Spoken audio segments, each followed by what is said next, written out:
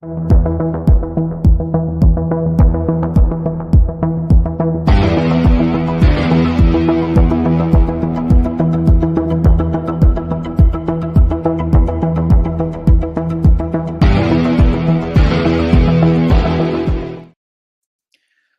back, ladies and gents, and anything in between. We are here to talk about more horror movies, the best of the best of the best. Ones that we would hope would get nominated for a best horror film category if the Academy weren't such fucking assholes. I am joined once again by Cinematic Sterling, Right Dude, Toshiro Maifune, and Zach Axiola. And let's get into what is considered one of the many golden ages of horror films, and that's the 1980s.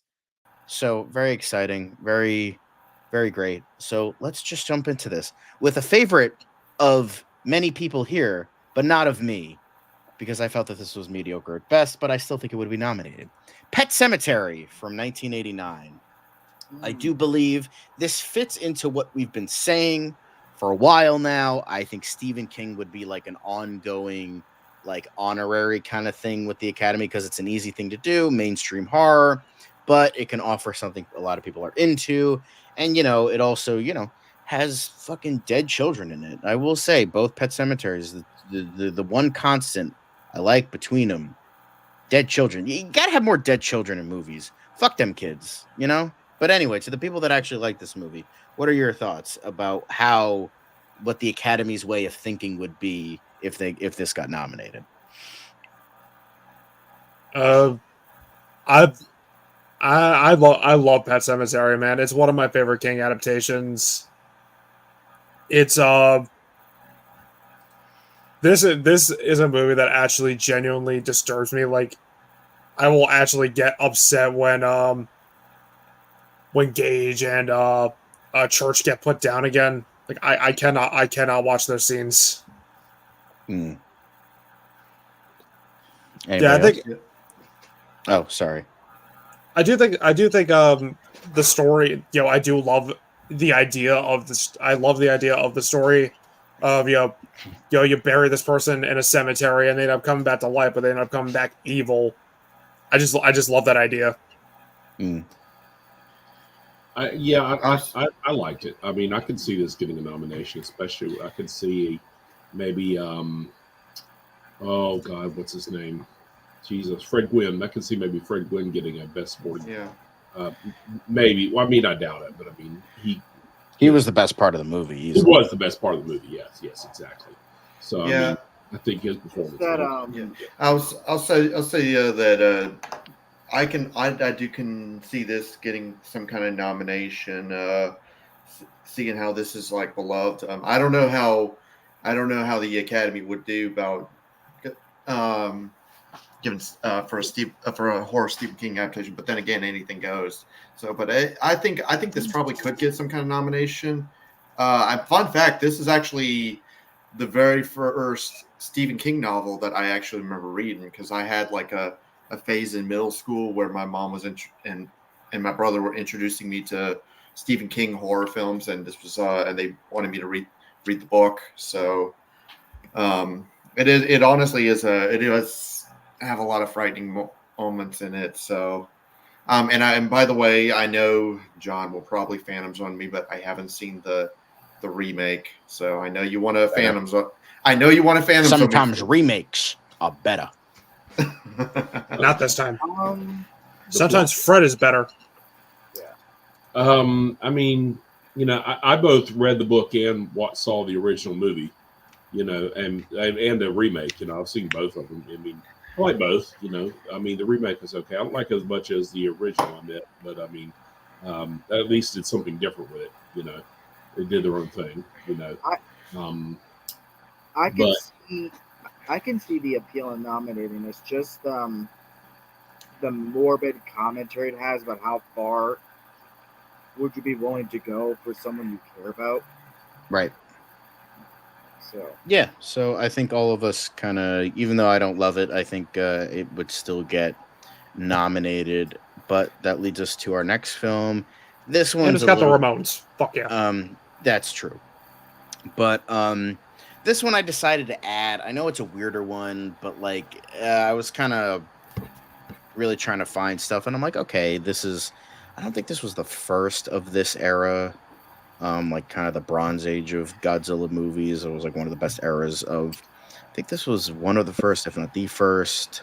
Maybe that might have been something, I guess. But yeah, nothing. Yeah, nothing too crazy with this one. It's just like, okay, maybe it's just like kind of, the start of the whole foreign film binge that maybe the Academy would have been on at this point. So yeah, I decided to include this one. Or maybe just popular choice, I guess. Then I decided to go with this weirder one, Communion. It's got good old, has Christopher Walken getting, you know, anal plugged. So there's that. But yeah, Communion is one of those like very subdued horror movies. It's like very subdued horror sci-fi. So I think the Academy would be into that. And I think it has a lot of like great stuff around it. And it has a lot of like interesting like themes in regards to that. But yeah, I don't know what SML is, but feel free to explain yourself. But yeah, Communion, I would think they would add this, but like yeah, it's from what I've heard, it's a weird movie, but I've also heard it's a fairly creepy movie.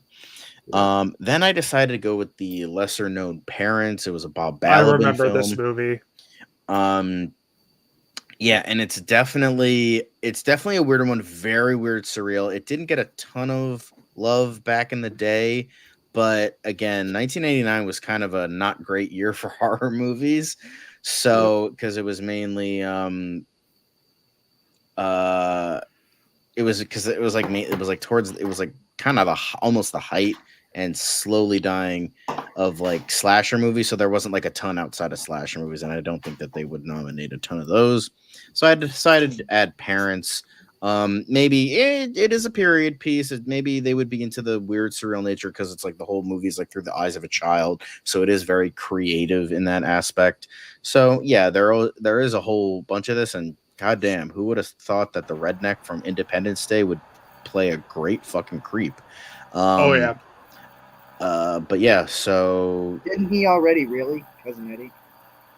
fair enough. But yeah, Devin, what do you think about this film? I remember seeing it once when I was little.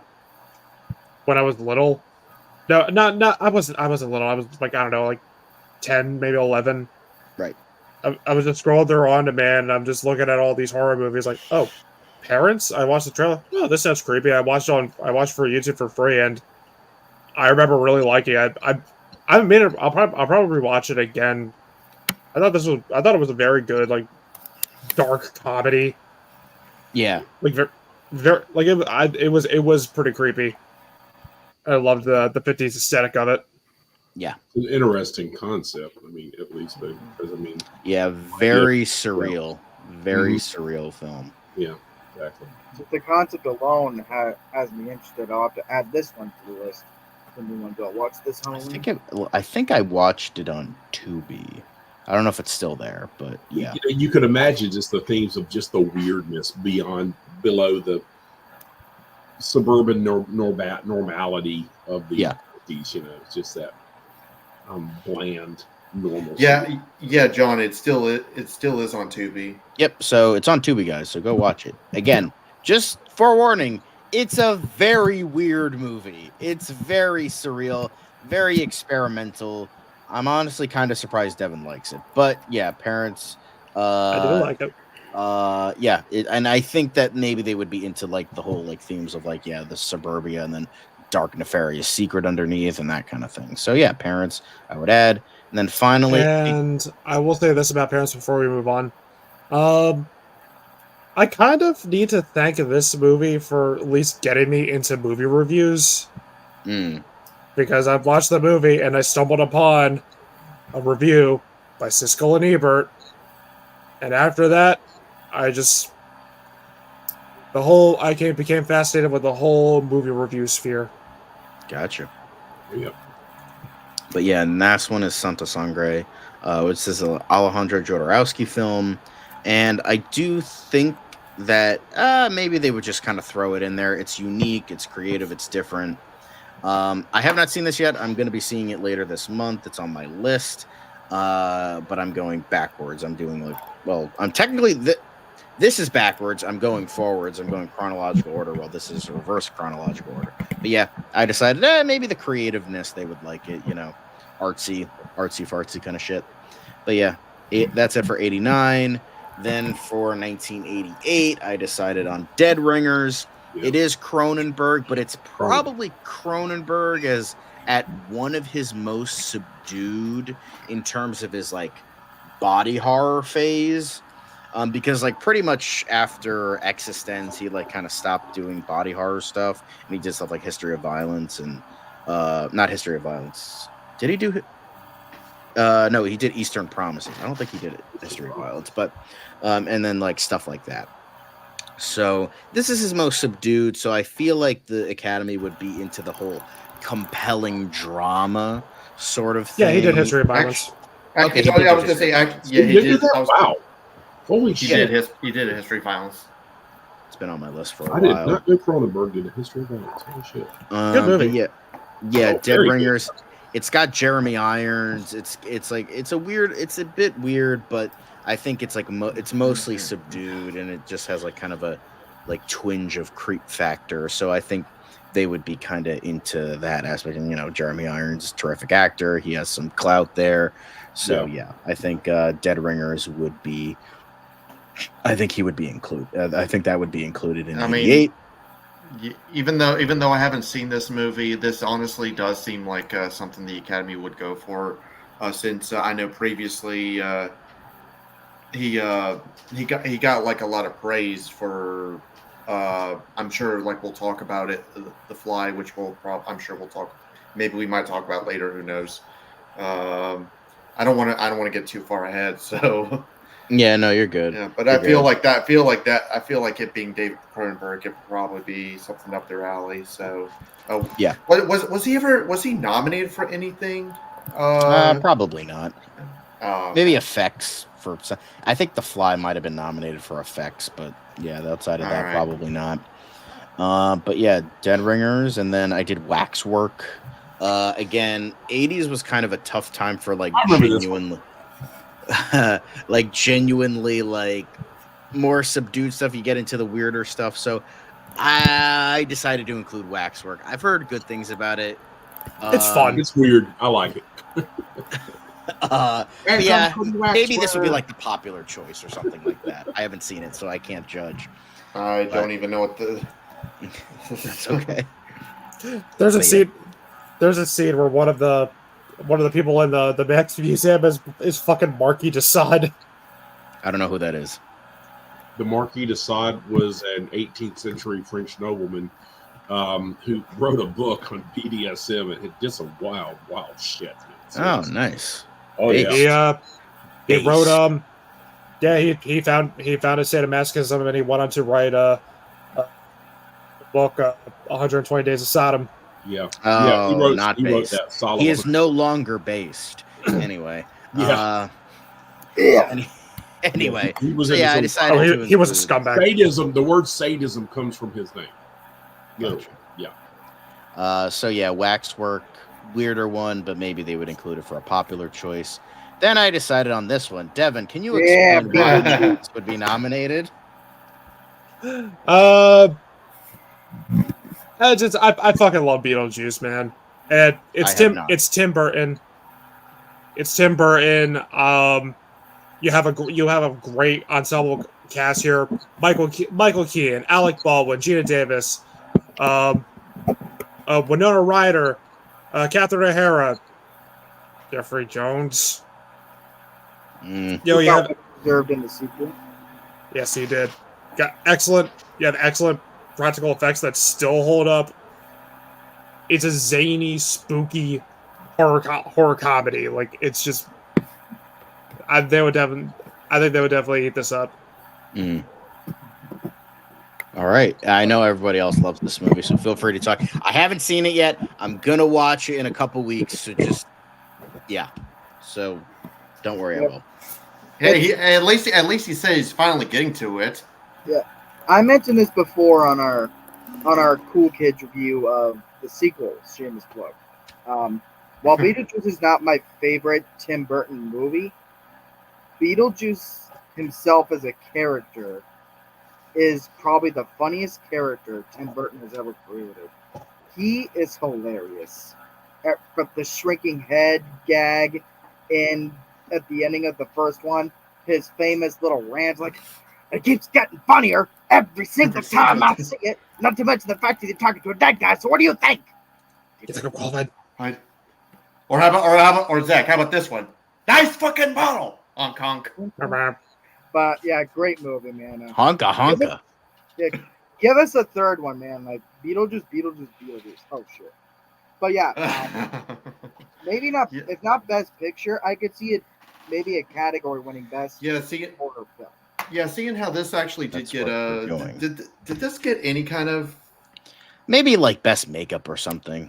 Possibly. okay, I will take a look. So, but I think Yeah, this everyone here does- loves this movie, and I do think that the Academy would maybe go for something like this, even though it's more comedy than horror. But I I think, mean we actually have had horror comedies yeah, so I think it before, works. So and it looks like yes, it does look like it won best makeup. boom, there you go. So there is something for it. So let's move on. Yeah, we do think that this would be a good nomination for best horror film. Then we go to like a bit more of again going to more subdued horror directors. This one is Wes Craven, arguably his most subdued. It's more like I think the Academy would be into this. It's like a very culture it's heavily in like Haitian culture, but it doesn't like talk down to them nor it like treats them like lesser or anything like that. It's sort of like a very shade of gray, sort of like there's good and bad and like what like works about this and not. Bill Pullman gives a great performance. And so I think that, and this is definitely, you know, it's creepy as hell. The ball scene had me. I will say I forget I think Jacques Monet, I think his name is, the guy who plays the main villain in it. He's excellent. So I think that this one would be a good. This would definitely be a good. Zake Smoke. Okay, I think I'm probably mispronouncing that, but I think this would deserve something of deserve something of that because of the subduedness and on top of the fact of like a very culture bound film. So I think the Academy would be into that. And finally, for 1988, I went with The Vanishing, also known as Sporloose. It's a very grounded, kind of disturbing film. It's like this guy's wife gets kidnapped, and then he like is like trying to, he's like obsessed with like trying to find her, and then like the abductor like starts like talking to him and all this stuff. It was remade in the 90s and it was apparently really bad, but I've seen this film as very well made, very grounded sort of film. And I think they would be into that. Again, trying to get into that foreign film kick. So yeah, I think The Vanishing would be one of their choices for best horror film. Then we move on to 87. Got The Lost Boys. Hey Devin, why don't you guys deal with this one again? Oh, I love this. Rob, I mean this movie is awesome. The Academy with what the Academy would see in this, I think that they probably could be able to go for this. I mean, it was well received. Like, was Schumacher a household name at the time? I don't know if household name, but I think this was his like first major hit. If I were. Oh, okay. Because I was wondering like if I mean. I don't know if this was like his directorial debut or something, but I mean, if it's not, then maybe the Academy could at least be able to see him for, for what it is. But fun fact, I remember I saw this like for the first time like a couple of years ago thanks to this guy up here. So Yeah. yeah, but it's what do you, Devin, Mark, Zach? Do you guys have anything to say? This is one of my favorite movies. Yeah, Yeah, I love this movie. It's my third favorite vampire film of all time. yeah. That's Yeah. specific. And I think like recently, maybe a few months ago, I showed this to Ben for the first time, and he really liked it too. Yeah. So, And it definitely shows like an interesting way of like showcasing vampires as like the young Yeah. hot thing. I think it has a lot to say about like, you know, coming of age story and, you know, how it's like teens are the heroes kind of thing. It was creative for its time, and I think it heavily worked. And I think, you know, they would and it does have Kiefer Sutherland. It does have, yeah, you know, some known names, so I think that they would be into that. Yeah. And so I mean, yeah. You're a vampire. Wait till I tell mom. Yeah, I mean it's you know, like you said, John. I think you nailed it. It's a coming of age movie with vampires. You know, Yeah. I mean, it perfectly captures the whole idea of yeah. adolescence. You know, I Yeah. mean, you're going through puberty and shit. You're becoming something totally different and everything. So, Yep. I mean, yeah. Yep. Not Yeah. not a new idea, but it was done very creatively. Yeah, exactly. Yeah. Exactly. Yeah. And this, Uh, yeah, and I feel like it's a movie that you more respect than you could say you actually like, right, John? Yeah, I respect for what it did. I just couldn't get into it as much as other people do. It's still a very good movie. I still like it for what it is. It just I don't like adore it or love it amazingly like everybody else does. That's all. I know. Last year when we did our popular movies we don't like, just Mark's angry look. Grumpy cat. Yeah. Yeah, you saying Last Voyage of the Demeter was better, like, bro. That was like a wow. It is. Anyway. That is some straight up gaxiology. I won't I'm, say that. I mean, I don't. I mean, I won't say that. That Last Voyage. I did like Last Voyage of the Demeter. I won't say it's better than The Lost Boys, but I did like Last Voyage of the Demeter. I think it's underrated. Yeah, but Lost Boys, I think this would be a good addition. Then we have The Stepfather. Now, this did get mixed reviews when it first came out. However, I think the Academy would commend it for the fact that it tried so very hard not to be a slasher, and it succeeded, in my opinion. So I think that the Stepfather would be. It definitely, you know, has the like ideas of like identity and who am I, like as the tagline says, who am I here? So it's like the whole thing of you know, dealing with one's identity and like finding like this, like what in a psychopath's mind is like pure and utter perfection, but it's like not.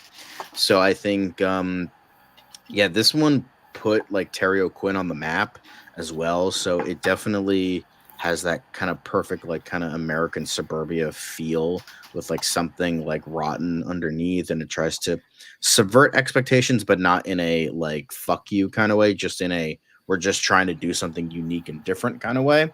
So yeah, I think the Academy would be into that, and fuck the remake.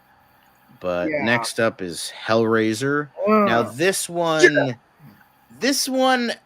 it was tough to add because I realistically I don't think they would nominate this. But again, there isn't no, a they ton of wouldn't. options. Hmm. There wasn't a ton of options, so I was like, okay, but maybe they would like be lenient on this, that it was like an effects heavy movie. They're like, okay, it's good in effects, maybe, but again, I was kind of I reaching. mean, it for is a lot kind of because artfully done, though. To be fair, I mean, it's not a slasher film, like you said. it isn't, no. And the Cenobites are not even evil necessarily. They're just, you know, they're kind of just karma, really. I mean, shit. I mean, Yeah, like I could see this they aren't being the nominated. evil ones here. The evil ones here are the main characters. I mean, shit. I could Yeah, see Frank them and Julia. Exactly. I could see them nominating this just for the gothic tone alone, man. Maybe I could see that as well. Like I'm not saying it doesn't have merit for all of us. I'm just trying to think of the Academy, but maybe like bits and pieces there. And you know, there is this, like sometimes the Academy can be weird sometimes, where they just totally go against what is believed that they would be into. So maybe that would be the case here. Maybe it could be the popular choice as well. So yeah, Hellraiser. I think we can all universally agree it's a great movie. Mhm. It's In one of my terms favorite horror movies. It is. it's definitely amazing. It is an awesome movie. Such sights to show you. Yep, time to play, but no longer. Then we have one of, I would say, dare say Dario Argento is one of his more underrated fare, I feel. But yeah, this was essentially, it's like the Italian Phantom of the Opera is like the closest thing I could like. It kind of is. It's not totally, but it like kind of is. So it definitely has like that looser ideas, but it does something interesting with it, and it like does something new with it. The only thing that's bad about it is the twist, and the ending is very predictable and very dumb. But outside of that, it's a very well crafted, like, and it's definitely feels outside of what Argento usually does, from what I remember. It's a little bit less surreal and a little bit less weird. So, but even then, so it's more like grounded, and I feel like they would be into that. Yeah. But yeah, I'm just reading the description, and it honestly sounds like a combination of Misery and Cape Fear. I don't know. I mean, it's essentially Phantom of the Opera. So Yeah, I got you. So yeah, but yeah, Opera, great film. I think they would nominate for that. And then now we get to the actual best vampire movie of 1987, and that is Near Dark. Now this was a Catherine Bigelow film, and while The Lost Boys was about like, oh my god, look how amazing it would be to be a vampire, this movie is about no, vampires have a godforsaken, shitty, horrible existence, and go fuck yourself. That's what I love about this movie. It is a nihilistic look at the view of vampires and how just like if they were to exist, how innately fucking pathetic they would actually be. So it's just, even though it like shows like this coolness, this edge of like all these characters, they would really be like these just like pathetic sad sacks. So I think similar to Lost Boys, where it does its creative aspects very well, I think Near Dark would be kind of in a similar vein of like it does those like very creative aspects, but just in a very different way in its ideas when it comes to vampirism. So yeah, I think the only thing that's like weak is maybe the third act, and the main character is kind of milquetoast, but I think but hey, so was the one for Lost Boys. So I think Near Dark would definitely be one in terms of like the creativeness, again reinventing kind of vampire mythos a little bit, as well as being this dark sullen look on its like view on vampires. So I think they would be possibly really into that as well. Also, watch Near Dark. It's so fucking good. Like it's so underrated. Go watch Near Dark. But yeah. But that is it for 1987. So now we move on to 1986. And look, if we have Silence of the Lambs, if we had Red Dragon, if we had Silence of the Lambs, not Hannibal, because Hannibal sucked, then might as well include Manhunter as well. So this was the original Red Dragon. It was, it's very different from what it is, but it does have like a good like kind of stylistic like point to it. But yeah, it's kind of the similar reasons for Silence of the Lambs and Red Dragon. Not as good as either of those movies, but it's the movie that put Michael Mann on the map. It does have like a great creepy atmosphere, and I think it and Brian Cox, while he's not Anthony Hopkins, he still does do an amazing job here, and he does have some little bit of Academy prowess. So I think this would be a good, straightforward kind of horror flick, and I think that they would be really into eat that. this up. Oh yeah, of Silence of the Lambs. Yeah, I mean, it's a good movie, damn good movie. Mm-hmm. Mm-hmm. yeah, It's on my list. That's it. Yeah, it is. I mean, it is a really cool movie. I mean, even though I still prefer Red Dragon more, but I would say that this was honestly still a good watch. Yeah. Kind of thing. And I mean, even though yes, Anthony Hopkins is a superior Hannibal, but I would still say Brian Cox honestly did a really good job too. Yeah, so, most definitely. So was Brian? I was gonna say, did the Academy recognize Brian Cox for anything before this?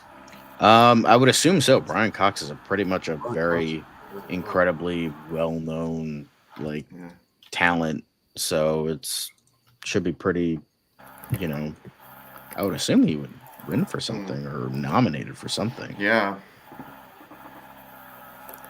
But yeah, I think but as we were saying, I think this would be a good addition to this year. And next, this would be right up there. It's a fucking musical. And they would eat this shit up. It's an adaptation of the Broadway musical. It's like, so good. It is awesome. It's a good movie. It's got great puppetry. I think it might have even been nominated for something, but yeah, it's a musical. They love their musicals.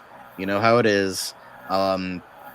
I like it just as much as the original film, but I do think that they would eat this shit up. It got nominated for 2 Oscars, effects and music. So glad they didn't use that original ending. No, the original ending is by far fucking superior. It was the ending of the Broadway musical. Yeah, I would say so. Fun fact is that the first time I ever saw this movie, it was the one with the dark ending. You know. Yeah, it's so much better. Like honestly, I didn't even know about the theatrical ending. I just remember, like, I think if someone told me like about it, I just remember seeing it with the dark ending. Yeah, but this is right up their alley.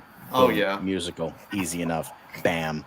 Then next up we have Aliens. This should be pretty obvious. Even though it's more sci-fi action than horror, it still has a lot of horror aspects to it. And this could be a popular choice, but it could also, I think they would see the genuine artistry of this movie and how well it worked. And yeah, like it's just kind of what else? I've been talking for a lot. What have you guys have to say about Aliens? I think this would not just because I love the franchise, but I actually do think this is what the Academy would pick because of the themes of motherhood and all that. Yeah, that's definitely a good thing to.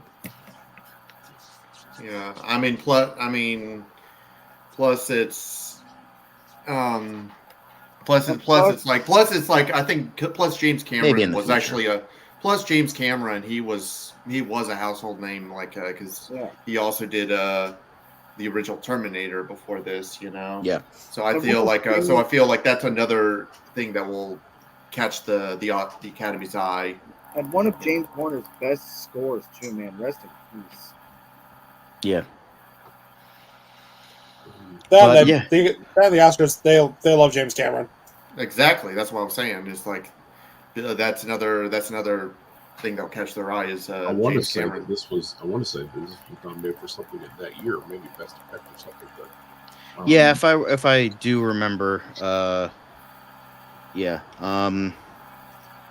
But that is, that's I think another great pick.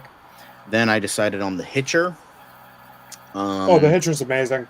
I think, again, it's a very grounded sort of cat and mouse, guys trying to get at each other and one up each other.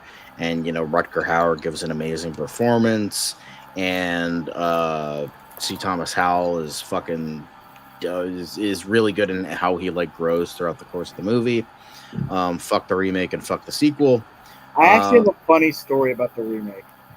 God. I thought the remake was actually the movie. I did not know this version existed for the longest freaking time. It's because the remake was the only Hitcher film we had on DVD, and I just got into Lord of the Rings. And I was like, oh man, I really like this Sean Bean guy. What else has he been in? So yeah, that film was so that's how I got into it. Yes, and then I love Adam. He's like, you screwed. You had a remake of The Hitcher with Sean Bean as the Hitcher, and you fucked it up. So, because to be fair, Sean Bean is a good casting choice. Yeah, it just the movie around him sucks. But dude, but no question, this one was far superior. Anyway, Anyway, by the way, wait, sorry, Rob. Mark has something to say. Aliens, by the way, was nominated for 6 Oscars. So, Best boom, Actress, there you go. Best Actress, Sigourney Weaver. Best Visual Effects, Best Effects Sound Effects Editing, Best Art Direction, Best Film Editing, and it won for best film editing, it won for best art direction, it won for best original score. Boom. There you go. Exactly. Yeah, that's honestly what I was about to say. Going And back it to won for Aliens. best visual effects. Yeah. Yeah, that's honestly what I was just about to say, Mark. So Yeah, I just think Aliens was self-explanatory because it's like it's great, got nominated for a shit ton of stuff. So yeah, but yeah, I think also The Hitcher as well. I think this would be nominated for its like very like almost like Where's the Fly? very like minimal like horror thriller aspects. So yeah, just Rutger Hauer was so fucking good, and yeah, I think great film. There it is. There I it is. was Oh, yeah. apprehensive a bit to put The Fly here, but I did decide to put it on.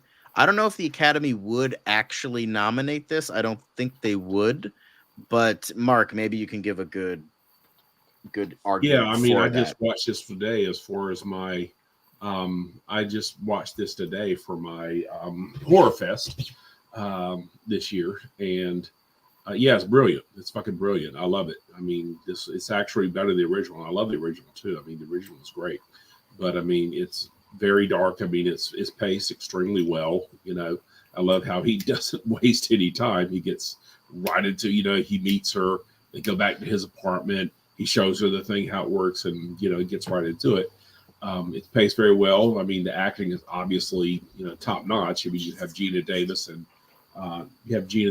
Jeff Goldblum, who clearly had great chemistry because, I mean, they were fucking married for a long time. They were Hollywood's golden couple, for crying out loud. Yeah, I mean, it's just fantastic from beginning to end. It's engrossing. I love the way you slowly see that transformation, because in the original he just, you know, he's there, he performs experiments, then one day, boom, he's the Fly. And, you know, you don't see it. I mean, he covers his head and his hand so she can't see it. But I mean, you don't see it till the end. But I mean, you know, you don't get that slow transformation. In this film, you do. You slowly see him become more and more inhuman over time. And Exactly. That's what makes this movie that's so where it interesting. Yeah, exactly. it just I wasn't like it just with the Academy is so like weird with stuff, and maybe they would be more into like the themes and like the ideas of like mankind playing God and like, you know, science and you know how the relationship is like bound. I think they would be, you know, into that. It's just the effects might have been rickety, but I think they would still like kind of look at like the heart and core of the movie, because I think that's what made it made it work. I mean, it was awarded for best here at the BAFTAs, Hugo Award for best dramatic presentation. We got the national. Maybe Alexandro. Maybe I will do a Goosebumps-a-thon, but I will have to see for the future. But don't worry, maybe I'll do a couple videos on it. I don't know if it'll be a straight up horror-a-thon though. I mean, I think honestly, in a world where they did have a best horror category, I think you would have seen horror films getting more respect, though. You know, I mean, that's entirely the case. Yeah. Yeah. Oh yeah. I mean, of course he is. Yeah, exactly. Goldblum is amazing in everything. Like, he's just a little bit of a sidestep. He's the one main reason why I'm actually gonna go be seeing that fucking Wicked movie in theaters, is just because he's playing the wizard. That is like the best casting choice you could possibly he really have. is. He really is. Goldblum is great. I mean, he was. I mean, like, a lot of critics felt that Goldblum was stiff because older Academy voters don't honor horror films, you know. So I mean, but I mean, in a world where I think in a world where you did have a best horror film category, I think it would completely change the game. I think he probably would have gotten the best actor. And there's a Fly, and that's. Get out of here! We're not gonna disgrace Jeff Goldblum's name here. Exactly. But I'm messing with you. Man. It's equally a tragedy as much as it is a horror film. Like, it's not just an example of a remake that's better than the original. It's not just better than the original. Like, this is The Fly to me. Yeah. Like, I will say the original did freak me out, like mainly the ending. The rest of the movie is not great, but like that ending definitely freaks you out. Same for me though. Even though I would say that this was obviously the better Fly movie, I still have a soft spot for the original. I remember like catching it when I was a kid. I remember catching it on TV, the original on TV, and the ending, the help me, always freaked me out. You know? Yeah, but the original just Yeah. the original just meanders, where this one always stays on point. Yeah. What the hell? But yeah, ladies and gentlemen, Jesus. what are they doing? I didn't even notice what they were She's doing. putting penis on the fucking. You couldn't even see it on the Right. screen. Oh, it's fine. I mean, Loud. this is already a sausage fest already, so it's fine.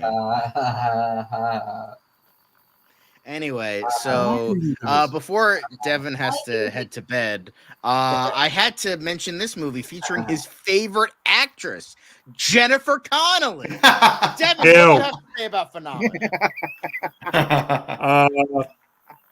Fuck Jennifer Connelly. She is an overrated wet sandwich. I'm pretty tired. I'm going to work. Good night. Okay. Later, Devin. But I do think Phenomena is a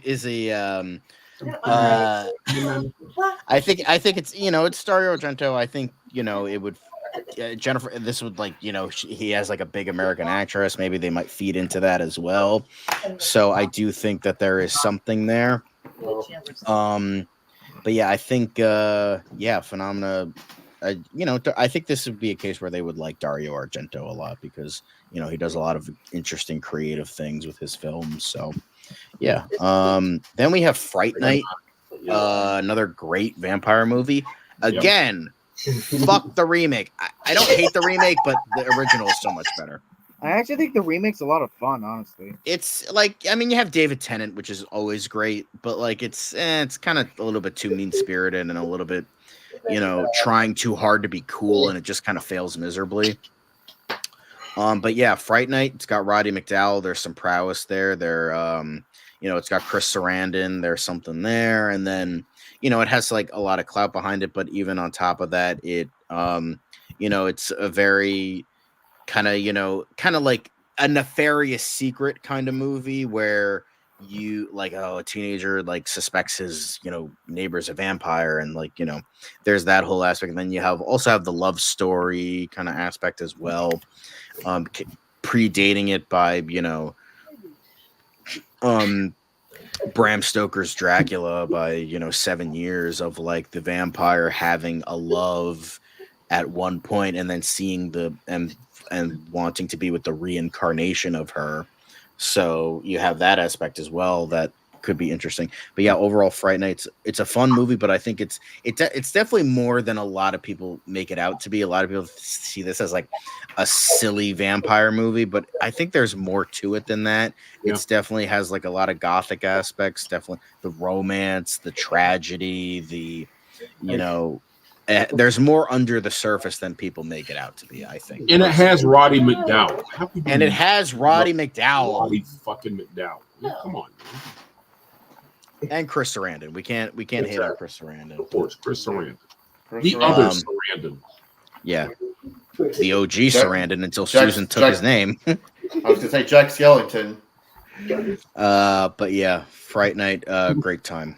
Then this would be, bit of a weirder one, but I think it almost borders on satire of the zombie genre, and I think the Academy would be into that. It's definitely weird, it's definitely fun, but yeah, I think I do genuinely believe that they would add this maybe as the popular choice, maybe because it has it's a meta commentary on the zombie genre a little bit, not totally, but a little bit. And so I think they would be into that. Plus, it's a really good movie and it's a lot of fun. And it did have Dan O'Bannon attached to it. I think he directed it. This was one of his few directing jobs, I think. So there might have been some clout there. But yeah, A Return of the Living Dead, fucking great ass movie. I have a split opinion on this film. I still think it's fun. I think it has a lot of cool ideas, literally indestructible zombies.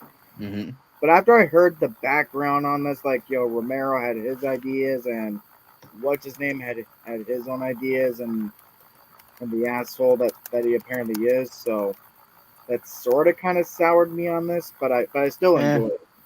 Yeah, I think it's okay. But Great yeah, references. Return of the Living Dead's a lot of fun. Plus, naked Linnea Quigley. That's just like mint Exactly. right there.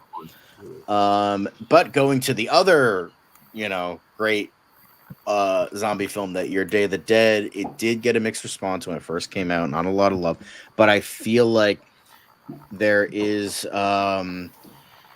there is a. I mean, it has a lot of great themes. Like it's like the dehumanizing effects of war. How there's a lot of like stuff with like the zombies becoming more human. It's a very how you can explain it. It's a very human movie in a way. So I feel like that they would I think that would be something they would be into, and it's like very like small. It's a very small scale but epic at the same time. And it's a very like grounded kind of movie about like the zombie apocalypse. You don't really go like outside into like the greater it's about this small group of people. And congratulations to Romero, he finally figured out how to write women, so there's also that as well. So I think she's Sarah is definitely one of the most underrated, like kind of quote unquote final girls, even though it's not a slasher movie and not really a final girl, but she's definitely one of the most underrated heroines in horror. So yeah, I think Day of the Dead would definitely be a good addition there. It's not my favorite of the trilogy, but I can definitely see the appeal for it as far as nominating it with what it explores. I can seeing how that this is another George A. Romero movie that the Academy loves that, and seeing how it's also part of the trilogy, the Living Dead trilogy. This could be something, and I'm sure we'll talk about like more in next week or something. So. Yeah. Well, I think it would have been better if they stuck with his idea for a Goosebumps movie, because it sounded way better, and I wish it got off the ground, but it just never did. The movie we got, I heard, wasn't bad, but like George Romero directing Goosebumps would have been awesome. Like, it was creative with how all the monsters are out when the books are out there in the real world, but yeah, it was fun. I think what it was a decent. It's the movie's decent. Like the Goosebumps movie we got was decent, but I would say like maybe George A. Romero probably maybe he would have gave us something even better. So. But yeah, then the last one is a bit of a kind of a thrown in there. Give it to a Stephen King adaptation. Got Silver Bullets, got Gary Busey fighting fucking werewolves. I mean, that's fun, right? Hey, scarier, a werewolf or Gary Busey cooked out of his fucking mind? That's true. That's true. And it also has the guy from Twin Peaks and People Under the Stairs. I don't know the actor's name, but he's in there too. And it's got Corey Haim in a wheelchair, so that's also pretty cool. License to Drive 2 in the wheelchair. Anyway, actually, I don't know which came first, this or License to Drive. But yeah, so Silver Bullet. This came first. Okay, this came first. But yeah, the real License to Drive.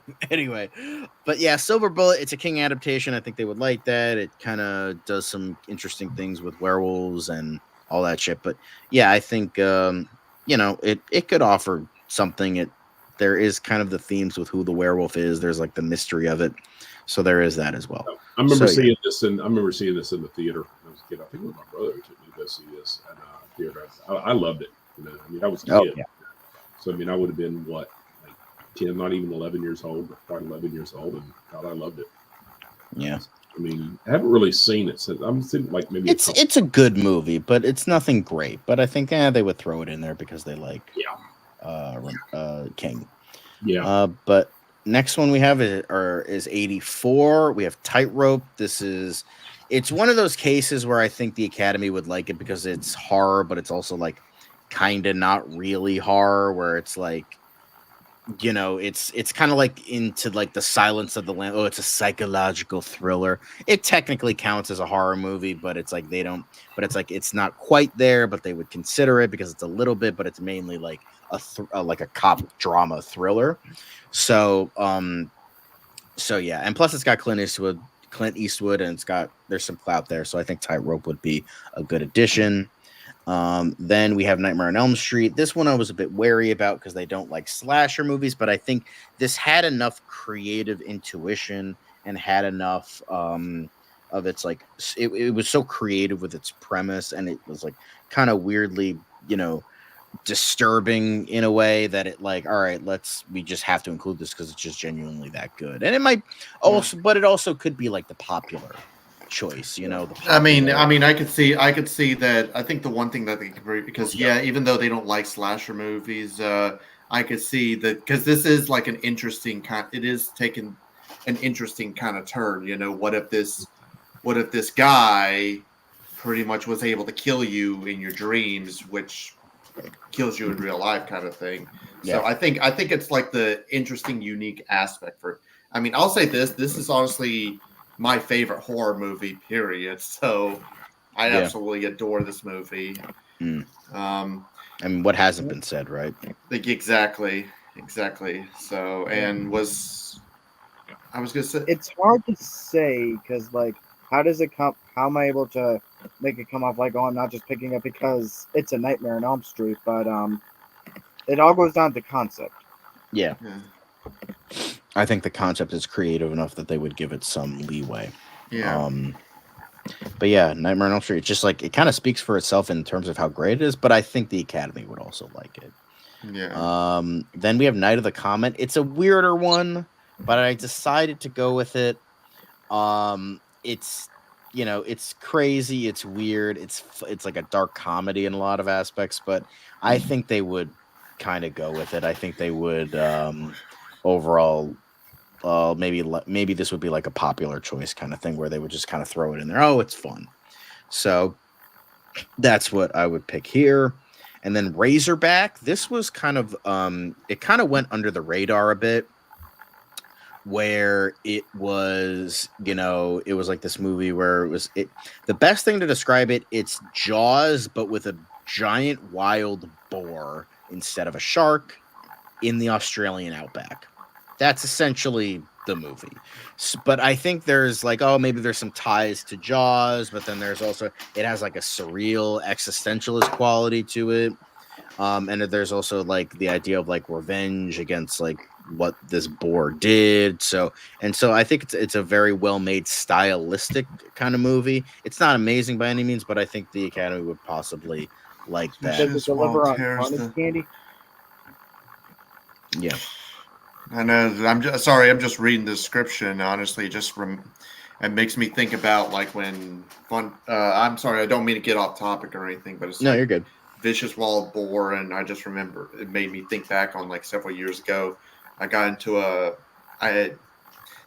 car accident, and I was afraid I hit a dog, and it was like a boar, so I just got out of there. So I'm sorry.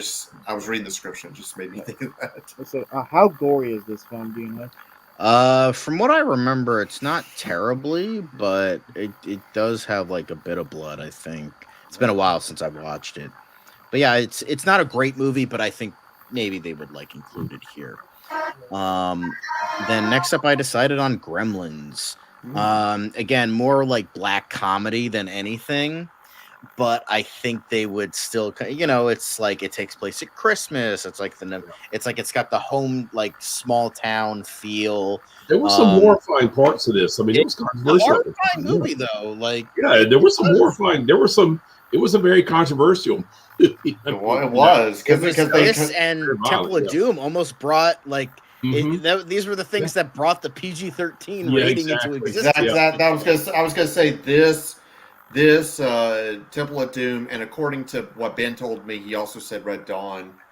Red Dawn was the first PG-13 movie, so that was like the first ever one. But yeah, Gremlins is a great fun time, and I think it's effects heavy, but I think they would like the nefarious secret in the small and it's got Howie Mandel as the voice of Gizmo. Yeah. And it's also got Dick Miller. Who doesn't love Dick Miller? Then we move on to 1983. This is another vampire movie. We got a lot of vampire movies. Like werewolves vampires got the win. Like they easily win in terms of the quantity and the quality. You have like we've gotten like 3 good wolf movies, but we've gotten like 70 great vampire movies. So yeah, I think The Hunger, it's got fucking David Bowie as a fucking vampire. But yeah. I know he's not the vampire. Yeah. And so it's got like Tony Scott directing, so I think that would also bring something into it as well. But yeah, I think this I've heard great things about this, and I think they would definitely include it. Then The Dead Zone, again, this is more Cronenberg at his most subdued, where it's just kind of like a weird, disturbing, like concept race against time kind of vibe as well, where Christopher Walken gives a very good performance, and it's just like this guy who's like needs to do everything he can to like stop the things that would like hurt people. And it's just like and again, it's Stephen King, so there's that. This is seeing how like the Academy really do eat up a lot of David Cronenberg. I can see that they get this one, and I mean it is one of those. It is based on a Stephen King adaptation. I actually remember seeing this like middle school, maybe early high school. My mom showed it to me. Like I said, this is when she around at the time where she was getting me into a lot of Stephen King horror, at the time. And I remember she. I haven't read the book of this, but I do remember watching this movie with Christopher Walken. Yeah. So, yeah, it's good movie. Yeah, it is a good movie. Yeah, I read the book and seen the movie, both very good. Movie's obviously a little different, but I mean it's in a good way. It's still a good adaptation. Well, then again, whenever you're making an adaptation of anything, whether it's of course, or anything like changes have to be made. Yeah, of course, because it's a different format. I mean, there's no way you could fit a 500-page book in 2 hours. Exactly. But yeah, great movie. And the next one we have is a little bit more, children. But I think, it's something Wicked This Way Comes. It was, had a lot of acclaim at the time. It was based on a Ray Bradbury novel, so there is some plot there. You gotta love, a lot of people love Ray Bradbury. And it's just like overall, like, and it has like a, the devil demonic kind of thing that I think they would be into. Yeah, it is like a quote unquote considered a children's film, but I think it would still like reach into like those, and I think it just like would genuinely like see, oh, it's just a well-made movie, so let's include it. So I think that would be definitely the case here. It's and I feel like the Academy likes demonic stuff. They like demons and devils and that kind of thing, so I think they would be into that as well. Then I decided to put Psycho 2. I know that Psycho 2, it did get like mixed to positive reaction, but like even then it was kind of like shit on at the time, like, oh, why are they making a sequel? But then only for people to realize, no, it's actually a great movie. It's like has a lot of respectability towards Hitchcock. It's more of a character study of Norman Bates, and even though they don't usually give it to sequels, I think that they would there is the I think that it more so focuses on who Norman really is, because with the first movie you didn't really like see who Norman really was, but here they like tries to live a normal life. These things happen to him, and I think it would be just I think they would be into the whole like disturbing character study kind of vibe to it. So yeah, I think they would definitely, and it was a great tribute to Alfred Hitchcock, and I think they would at least kind of respect that a little bit, even though they didn't respect the man himself. I'm of the mind that it like a lot of people say, oh, this is unexpectedly a great sequel. Yeah. I actually think it's so good that it is of the same quality as the original. It's every bit as good. Like I have damn near no complaints about Psycho 2. Right. Next up, we have Christine. This was a bit of it's a very good movie. I don't know if they would actually nominate this, but it is King. It is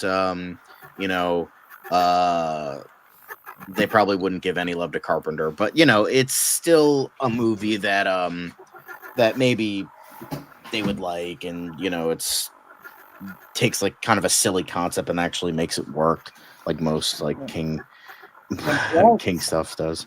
And plus, they had an awesome remake in 2022. Yeah.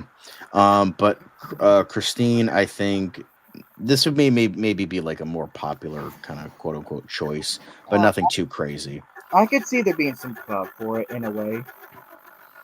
I guess so. But now we move on to 1982. Poltergeist is the obvious one. Beloved, critical acclaim. Pretty sure that people and stuff got nominated from this, so there is some clout there already. You know, it just like it's kind of speaks for itself almost, because Poltergeist, you know, it just like everybody loved this movie. It was just a huge surprise. It was the first time that Tobe Hooper got real like mainstream attention.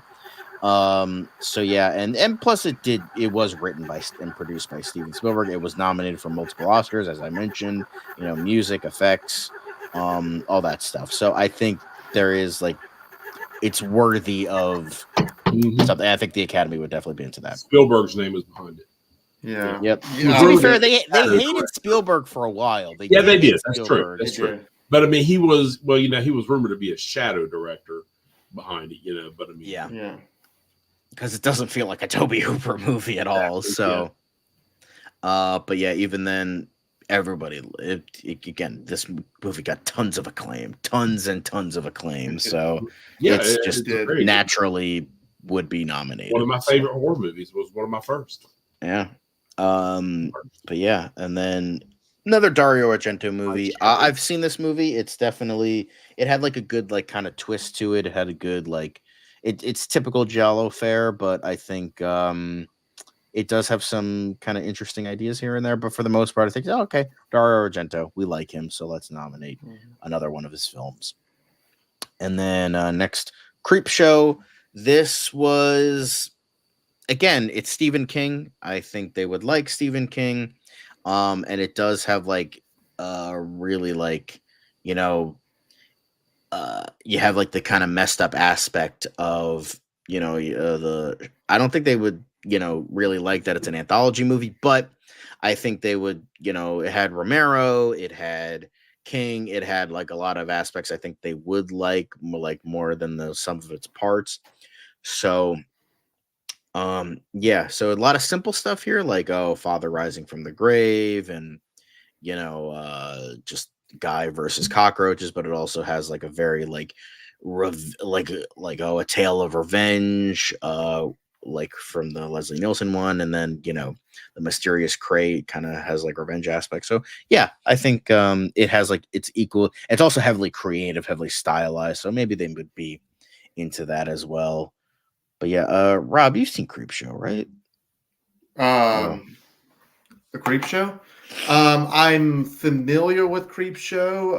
I haven't seen the movie, but I am at least familiar It wouldn't with be it. nominated. With how much Halloween 3 was hated by critics at the time, there's no way. No, definitely not.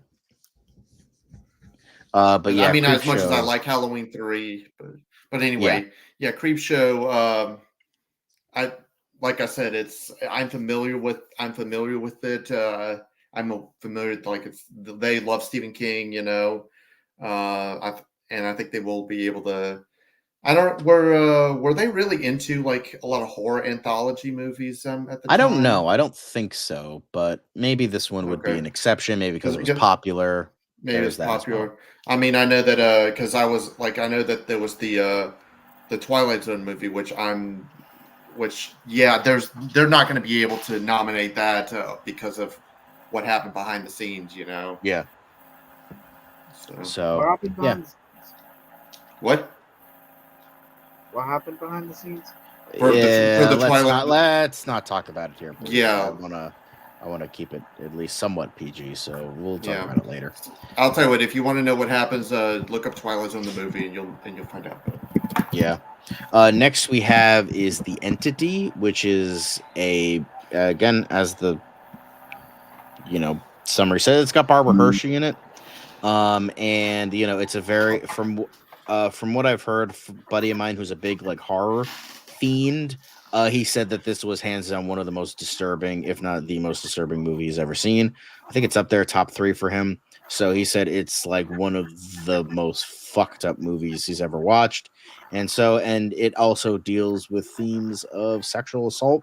So, and like it's like the ongoing theme of like a woman trying to, report it, but she's not believed, the typical, like, assault of that and how women aren't believed and that kind of thing.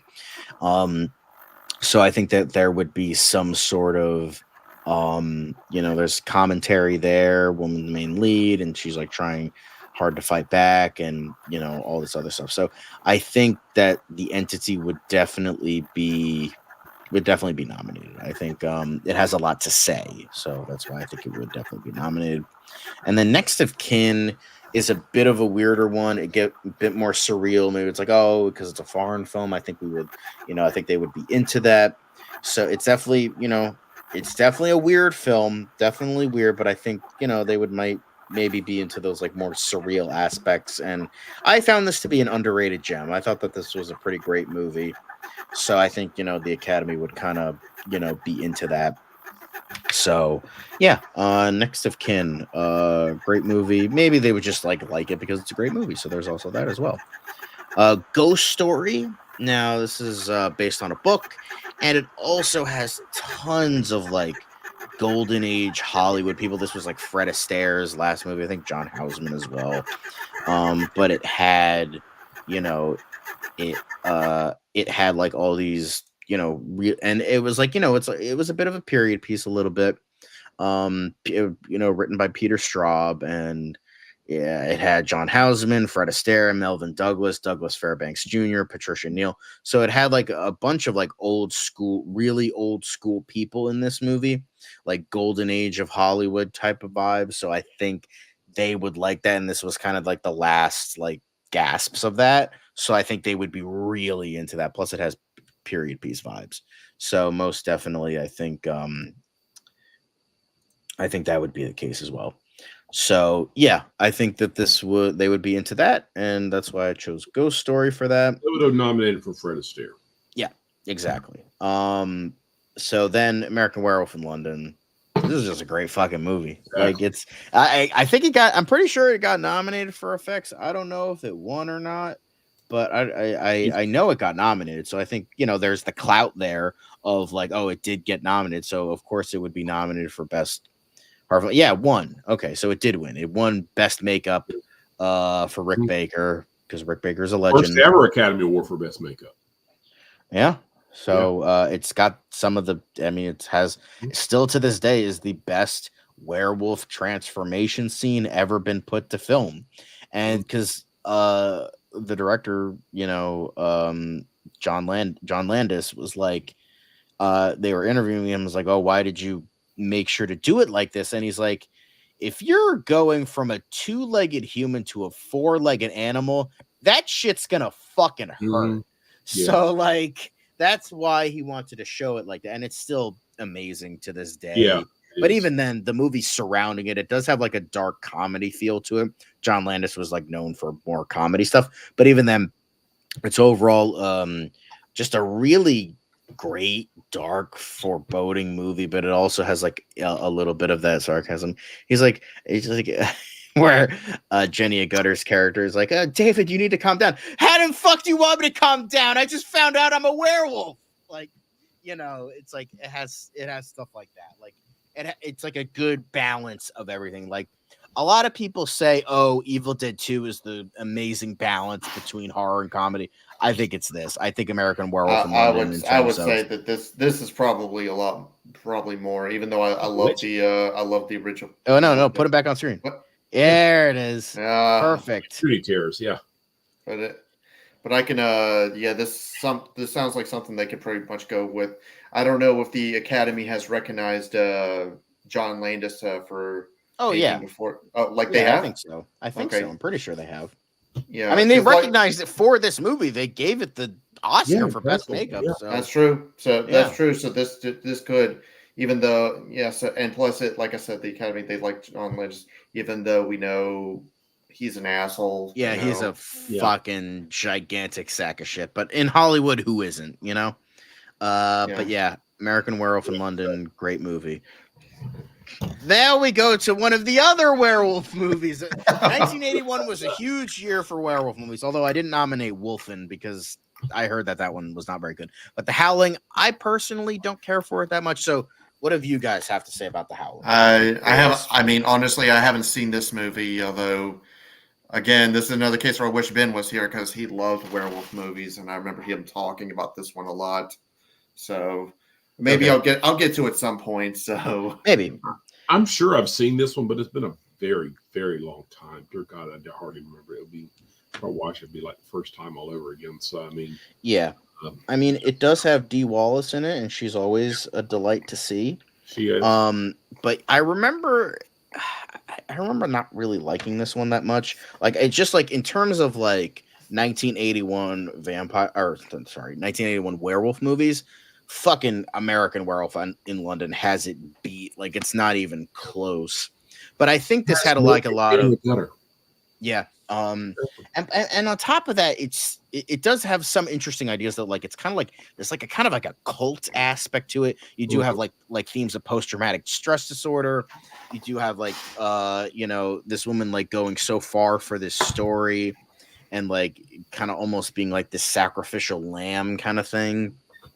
And so I do think that there's a lot of like good themes here. I just personally didn't care for it, but I still think that they would definitely nominated it. But yeah, then we have Scanners, another David Cronenberg movie. Yes, it is a little bit more into like the gross out kind of horror that they might not like, but it does have, I think they would like Cronenberg. I think they would like Michael Ironside as well. And it kind of has like, it brings like a new, I feel like the Academy would like movies, again, creative and reinventing mythoses. That's why I was kind of saying with a lot of the newer movies like 90s and 2000s, I would reinvent this mythos. This kind of reinvents, not totally reinvents, but like brings in like a new idea in terms of telekinesis, telepathy. So I think that would be like kind of, that's something that they would like, as well as just being a very well-made movie. It does have like an indie aspect to it, but I think they would overall still very much like it. So yeah, Scanners, great addition, I think. Then Dead and Buried, this would be, kind of going off what I was saying about Ghost Story. This was one of Jack Albertson's like final, I think this was the final movie that was released when he was alive. And even then, it kind of has like a very 70s vibe, but it has like kind of like 80s effects a little bit. It's like this, almost like this very like nihilistic kind of like mystery and very like heavy on creep factor and very, I forget who the guy who played it, but he played Jesus, I think, or something. But yeah, James Ferrantino did a really good job here. He was great. But yeah, Jack Albertson was like really good. And there's just like this overall like great, like it's a great conspiracy, nefarious secret in a small town kind of movie. So I think they would be really into it. And then even though Dan O'Bannon did say he didn't even though everyone says, oh yeah, he wrote it, like he definitely wrote this movie. Dan O'Bannon came out years later. He's like, no, I didn't fucking write this movie. I gave him some notes. They disregarded them. They can go fuck themselves. So very Dan O'Bannon thing to say. But even then, I think that this is a genuinely great movie, underrated gem. And there is also like nefarious secret conspiracies, kind of has a thriller vibe to it. And also it was Jack Albertson's like real final movie. So yeah, I think they would also like commend it for like an older, actor. So yeah, I think they would do it for that. Now we move on to the final, stretch, 1980. I decided on Dress to Kill. I think they would like Brian De Palma's early stuff. And, it's, it has like kind of like a femme fatale kind of vibe to it. And, kind of have like a woman as the hero, stronger kind of thing. And yeah, it's, it has like a lot of these, really interesting aspects. I think they would go for. Mark, have you seen this one or no? I have not seen that one, honestly. No, Okay, I have not seen because it. I know how much you love De Palma, so I I just do. I have not seen that. um. Yeah. But yeah, I think Dress to Kill I think would just overall be a good contender for that. Yeah. Inferno. This was the second of the Mothers trilogy by Dario Argento. The first being Suspiria, and we'll get to that next time. But Inferno, I thought was, I think again Dario Argento. They like him. They like the artsy thing. They like the foreign film thing. So why risk repeating myself? And then we get to Altered States. Definitely a very much a new age kind of movie. It does have Patty Chayefsky, I think that's how you pronounce his name. But like he had a lot of clout. He did Network and all that shit. So I think even though he didn't really like this adaptation of his work, I think there was enough like kind of there. And this did get nominated for Oscars. This did get, William Hurt got nominated for a Golden Globe. So I do think that it's got the clout there because it did get nominated for actual Oscars, so there is something there.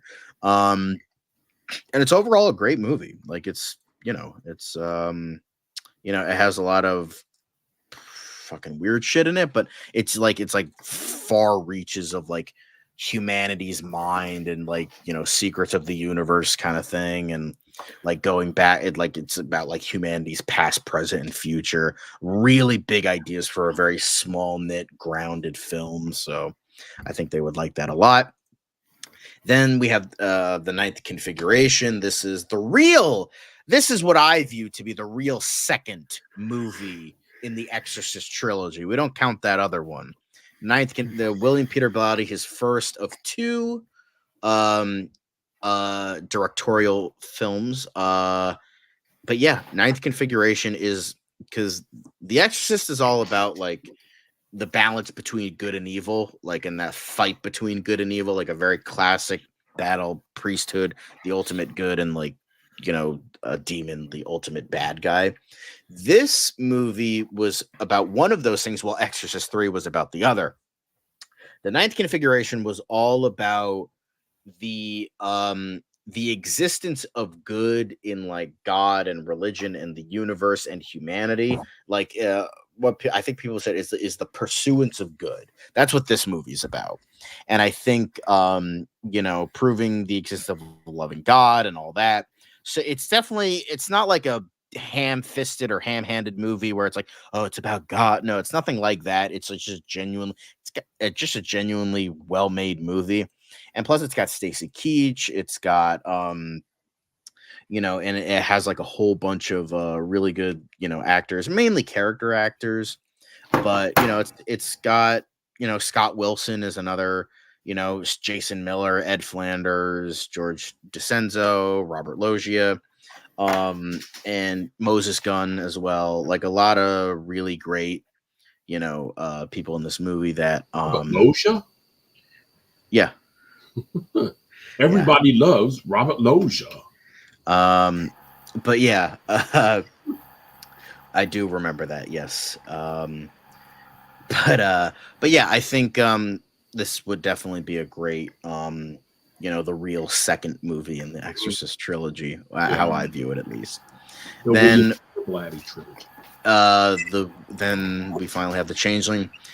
It has period piece vibes, very gothic, very ghost. I think the Academy would also really like ghost stories. Yeah. And Changeling is just so fucking good. It's just a great fucking movie. You got George C. Scott as well. The Academy would probably love George C. Scott. So there's that as well. But yeah, it's just like everything about it. Like this movie scared me. It was just like an overall just very spooky, creepy, and scary all rolled into one. And it just like with how it told its story, I think the Academy would very much be into The Changeling. I think it would be a very I feel like this has like Academy all over. I don't think it was actually nominated for anything, but it did get, I believe, a bunch of acclaim when it did come out. And it's got like a huge actor. Like part of it, you know. So yeah, I think that they would definitely like this movie. George has got like it's got a whole bunch of things, and it's overall a great movie. But that is it for the 80s, though, guys. As I always say, it's up to you guys to pick these movies. For if you're watching us live, if you're not, Alexandra Castro, thanks for all the amazing comments, even though they didn't really attribute to the conversation at hand. We just in the description below, please choose your favorites for not just the 80s, but for 2020s, 2010s, 2000s, and 1990s. And I'm not talking about your favorites. What do you think the Academy would choose? Because I've seen a couple responses of people choosing weird ones that I don't think that, the Academy would choose. But hey, it's whatever you guys think. So if you guys think it should win, then it should win anyway. But again, we're trying to go for like what the Academy would choose. Yeah. But yeah, that is, that's it for now. So yeah, I think overall, guys, just keep sending in those responses. You'll get a reminder in the outro. Just but yeah, thank you for watching. Even if you weren't here live, we appreciate it. Leave a comment, leave a like, subscribe. Do all the fucking annoying YouTube things that all the YouTube creators say. But yes, please fill out those Google forms, please. But thank you for watching, and we'll see you next Tuesday for what I believe is the best decade for horror films with the 1970s. So